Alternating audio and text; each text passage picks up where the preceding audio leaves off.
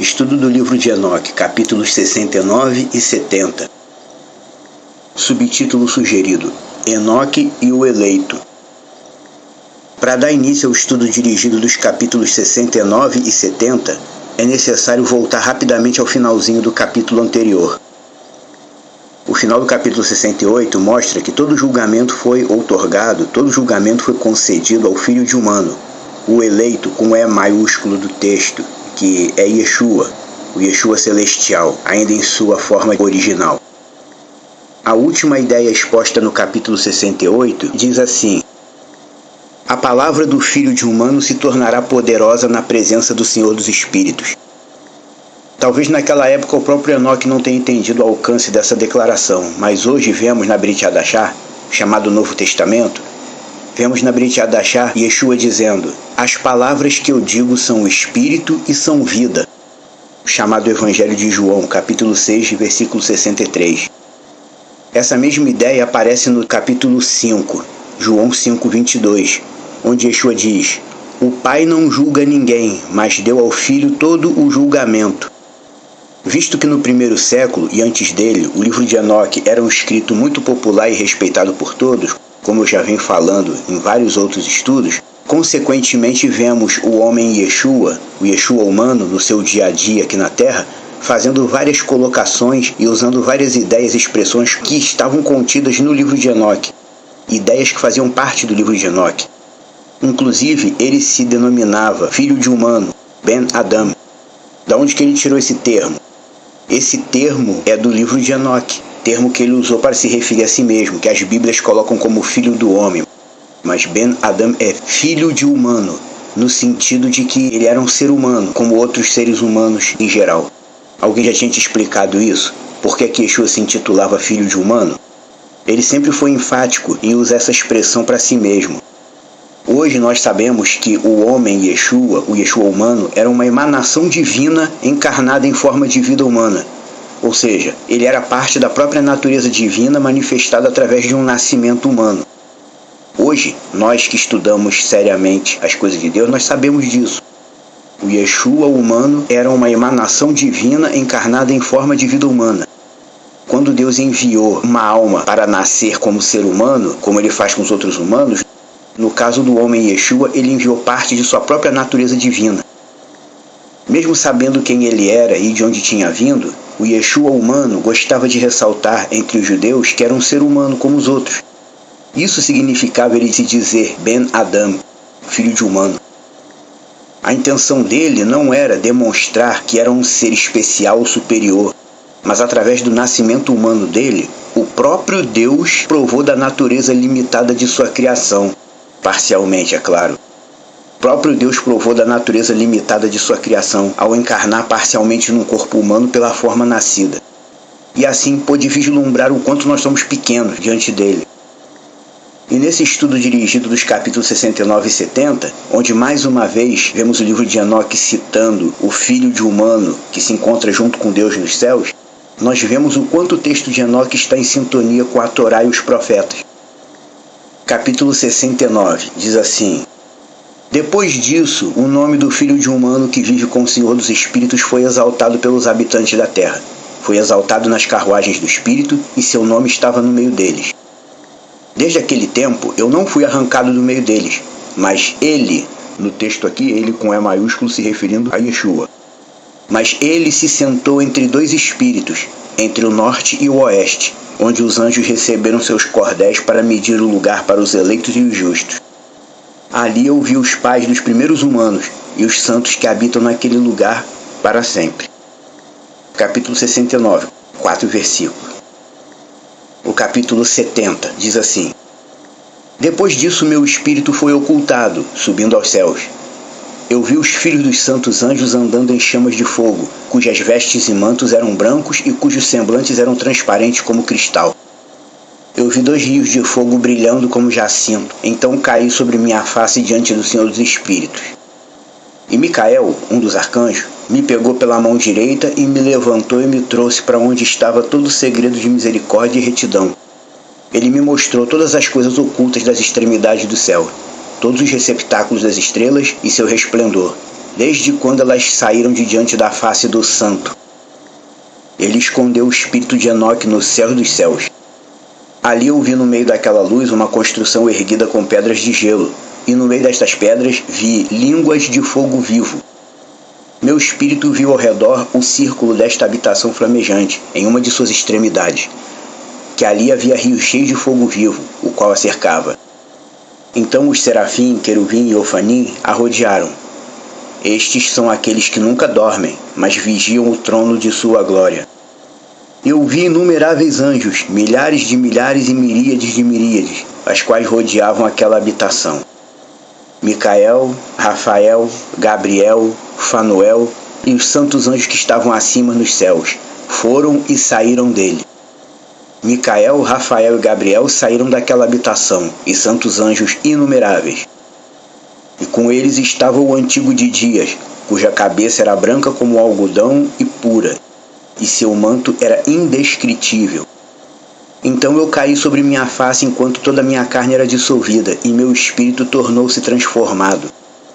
Eu gritei em voz alta como um espírito potente, bendizendo, glorificando e exaltando, e aquelas bênçãos que procediam da minha boca tornaram-se aceitáveis diante do antigo de dias. O antigo de dias veio com Micael e Gabriel e Rafael e Fanuel, com milhares de milhares e miríades de miríades, que não podiam ser enumerados. Então aquele anjo veio a mim, com sua voz saudou-me, dizendo: Tu és filho de humano nascido para retidão, e retidão descansou sobre ti. A retidão do antigo de dias não te esquecerá. Ele disse: Em ti ele conferirá paz em nome do mundo existente. Por isso a paz tem existido desde que o mundo foi criado.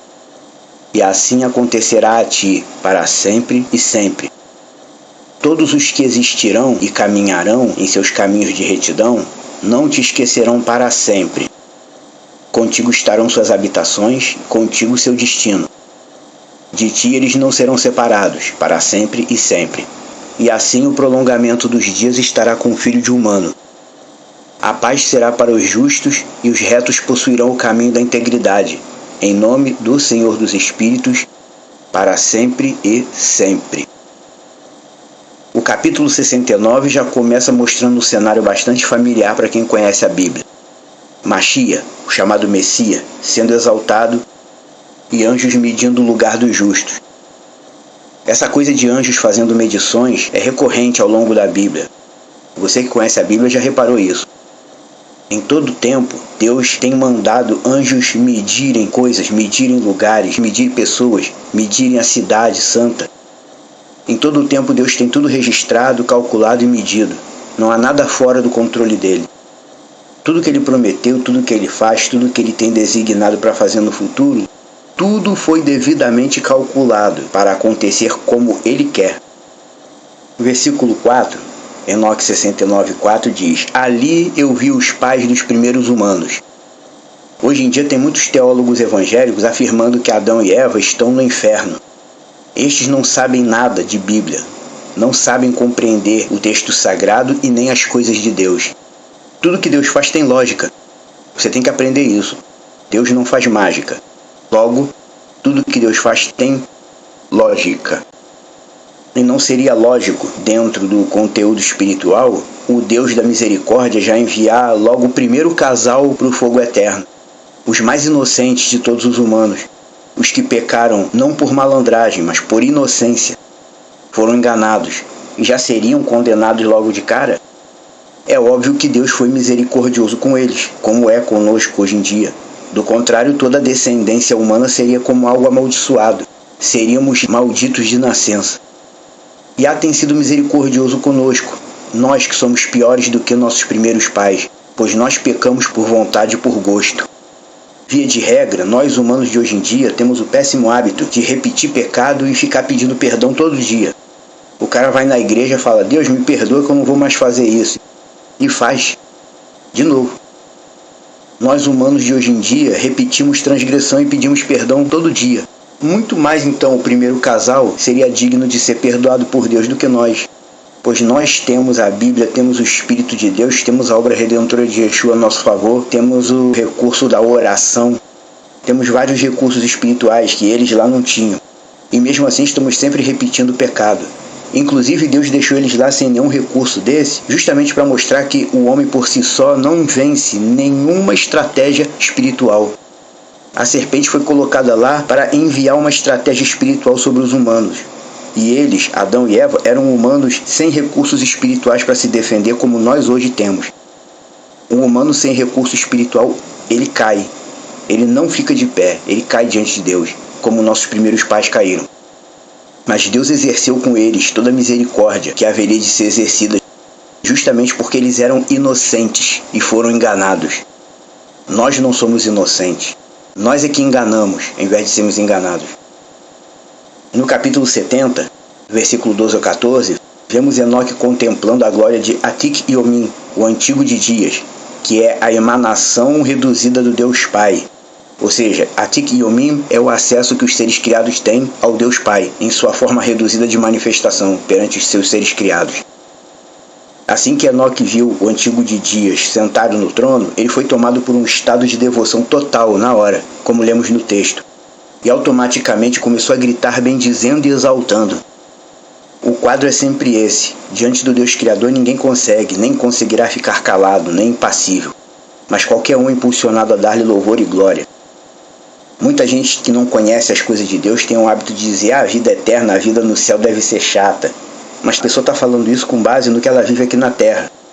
Só que vemos no livro de Enoque que quando Enoque estava em espírito no céu, que ele entrou no ambiente espiritual, o ambiente espiritual preencheu ele. Porque o ser humano é um ser de procedência espiritual e que tem uma necessidade de preenchimento espiritual. Quando o espírito de Enoque esteve na glória, ele recebeu o preenchimento que lhe era necessário de criação. A partir do momento que o justo, o salvo, entrar no ambiente espiritual, o ambiente espiritual vai acabar de preencher nele o que faz falta nele como ser criado, que perdeu a espiritualidade original. Em outros textos de Enoque, nós vemos Enoque dizendo que, assim que ele chegou na região celestial em espírito, ele teve vontade de não sair mais de lá e não voltar mais. E é isso que vai acontecer com a gente quando a gente, digo nós, os que formos salvos, chegarmos na região celestial. Seremos literalmente preenchidos com tudo aquilo que falta de espiritual na gente como ser criado, e sentiremos falta de não sair nunca mais de lá, de perto do nosso Deus. A parte final do capítulo 70, versículo 17 ao 24, mostra o tamanho da honra que Enoque recebeu do próprio Deus. Muito embora a teologia evangélica tenha relutado em aceitar o livro de Enoque, e muitos ainda relutam em aceitar, por causa das estratégias utilizadas pelos religiosos durante o segundo século para desacreditá-lo, uma coisa é fato: Enoque alcançou o testemunho de ter agradado a Deus, como diz o autor da carta aos Hebreus. E ele alcançou esse testemunho numa época em que não existia religião para tentar dirigir a vida dos outros. Ou seja, agradar a Deus é algo que tem que ser gerado dentro da gente, dentro de você. Você conhecer a palavra de Deus como ela é, porque a palavra de Deus como ela é muda o homem. Fora isso, mais nada muda o ser humano. Nada. A única coisa que muda o ser humano é a palavra de Deus como ela é. A religião foi inventada com o objetivo de manipular ou dirigir os humanos. Em nome de Deus, grupos com interesses específicos têm manipulado pessoas. E Projeto Reina te diz: você não precisa de religião para andar com Deus. Você não precisa de uma religião para viver para Deus. E é justamente para isso que o Projeto Reina existe, para te lembrar das coisas que as igrejas não falam. Você não precisa de uma religião para ser de Deus. Você precisa da fidelidade a Yeshua e da palavra dele para poder aprender a servi-lo. Quando o caminho de Deus foi estabelecido no primeiro século pelos seguidores de Yeshua, não era como uma religião à parte com sede própria, como é hoje em dia. Mas os judeus que eram messiânicos se reuniam em vários lugares diferentes. Eles se reuniam no segundo templo, que até então era o baluarte do judaísmo como religião, e nem por isso eles se reuniam para praticar judaísmo.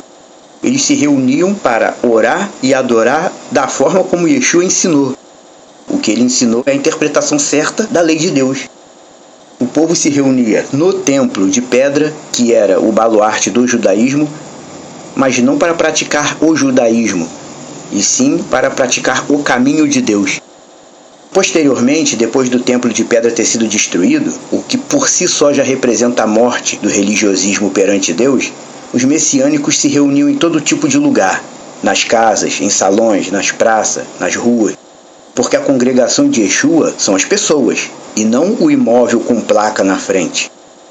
Ainda hoje tem gente que não acredita em Deus por causa dos erros que algumas religiões praticam. Eu não acredito em Deus porque eu conheci um padre que andava errado. Eu não acredito em Deus porque eu conheço um pastor que trai a mulher. Deus nunca disse que usaria as religiões para se relacionar com os humanos. Yah nunca disse, em momento nenhum, que usaria as religiões existentes para se relacionar com você. Logo, esse costume humano de querer encontrar Deus através de alguma religião existente é apenas um costume inventado. É fermento. É algo que foi acrescentado no caminho de Deus. É invenção humana. E quando Shaul, Paulo, diz aos coríntios, lançai fora o fermento, ele está aconselhando a congregação de Yeshua, a verdadeira congregação, que são as pessoas, a detectar tudo que não é de Deus e banir, jogar fora, rejeitar, tirar do meio dos irmãos. Pelo menos nos 200 anos antes de Yeshua e nos 200 anos depois dele, o livro de Enoque era e tem sido a maior autoridade espiritual dos fiéis em geral, os não religiosos e os essênios também. Agora pensa comigo, por que o judaísmo oficial desprezava a existência dos essênios, que eram judeus legítimos da tribo de Judá? Porque a base deles não era a tradição oral, era o texto de Enoque, que durante o primeiro século todo foi a base espiritual para a maioria dos fiéis. O autor da carta aos Hebreus, independente de quem foi, era alguém que conhecia bem o livro de Enoque. De onde foi que saiu esse pensamento de que Enoque obteve o testemunho de ter agradado a Deus? Foi do próprio texto de Enoque. No próprio texto, Deus diz a ele: todos os que existirão e caminharão em seus caminhos de retidão não te esquecerão para sempre. Enoque 70, 21. Enoque deveria ser posto como exemplo para gerações posteriores. E o único jeito dele ser exemplo é a gente conhecendo os escritos que ele deixou. Porque se a gente fosse ligar apenas em Gênesis 5, 24, e Enoque andou com Deus e Deus o tomou. Só essa expressão não demonstra o testemunho de Enoque como homem que agradou a Deus. É só uma afirmação vaga e reduzida. Mas Enoque é sim exemplo para nós que conhecemos as coisas de Deus como elas realmente são. Pois sendo ele o ser humano mais correto que teve diante de Deus, ele contemplou a glória de Yeshua HaMashiach em sua forma original nos céus e o reconheceu como legítimo representante da graça de Deus. Não esqueça disso. No próximo estudo, dos capítulos 71, 72 e 73 e 77, estaremos nos aprofundando na questão da descrição do Sol e da Lua, os luminares que Deus criou para girarem acima do platô terrestre, desta terra que é plana e não esférica. Até o próximo estudo.